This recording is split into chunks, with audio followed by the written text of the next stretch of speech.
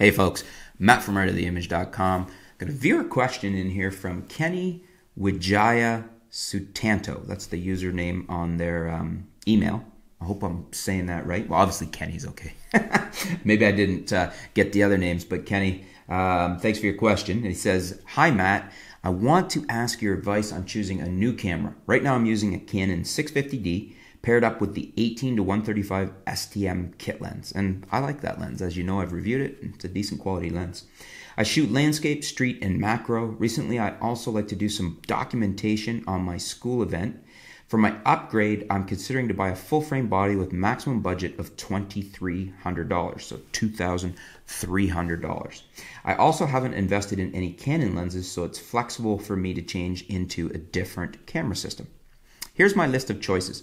The Sony a7 II with a 50mm f1.8, the Nikon D750 with a 24-120 f4, the Nikon D7200 with an 18-140 kit lens, and the Canon 80D. I think my STM lens is better than the US M one. Is it? I wouldn't say it's better, but I would say it's good enough. I wouldn't switch for the USM. I'm also considering Fuji, but is it worth it to own one regarding the high price and the APS-C sensor that comes with it? Well, you did add the 7200 from Nikon and the 80D from Canon in there, and those are both APS-C. And if you're talking about high price, the Fuji X-T20 is more than competitive with those two bodies and perhaps a better value, especially when you consider the 4K. I hope to get your advice really soon because this will be my birthday present. Okay, well, if this reaches you on your birthday or close to it, happy birthday, Kenny. And by the way, I really love your work. Thank you, and GBU. Best regards, Kenny WS. Okay, so he's shooting landscape, street, and macro, and I'd like to do some documentation on my school event. So you don't really say if you're solely photography or if you want to do photo and video. I would say that the full frame body is a good way to go. If you want to see a big jump, if we're talking namely photography, then I would probably recommend the D750 out of your list. I like the D750. It's a very good quality camera. Very nice, very well thought of.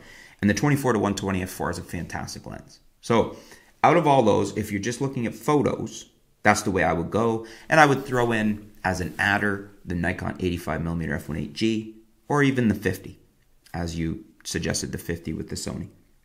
Now, if photo and video is of concern, in other words, if you're getting more closely weighted to equally photo and video, I would consider the Fuji X-T20, great option, and some great lenses available there at very good prices. I'll put the links below, you can check them out. Or I would go with probably the Sony a6500, or even the Panasonic G85 that I'm shooting this with, or I guess if you wanted to straddle two systems, you could then do a D610 with some lenses and a Panasonic G7 for your 4K video with some lenses.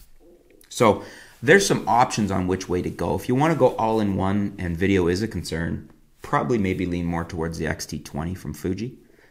Gives you the best of all worlds, really good image quality, really good video. The next option there is a full frame body, Canon 6D, Nikon D610 with some lenses, and then the Panasonic system, the G85 or the G7. The G7 is your best bet for good 4K at a low price, best value out there right now. And if you're only interested in photography and you want to go really high end there, the 750 is a good choice, but I would maybe even step up to the 810. Get an 810 used or refurbed with that same lens and then some primes, and you're golden. What do you guys think? Do you like my choices, what I'm recommending? Or would you go with something different, either out of Kenny's list or something different altogether? Let us know in the comments below. Let's help out Kenny and his decision here. Thanks for your question, Kenny. Stay tuned. We'll be back soon here at artoftheimage.com.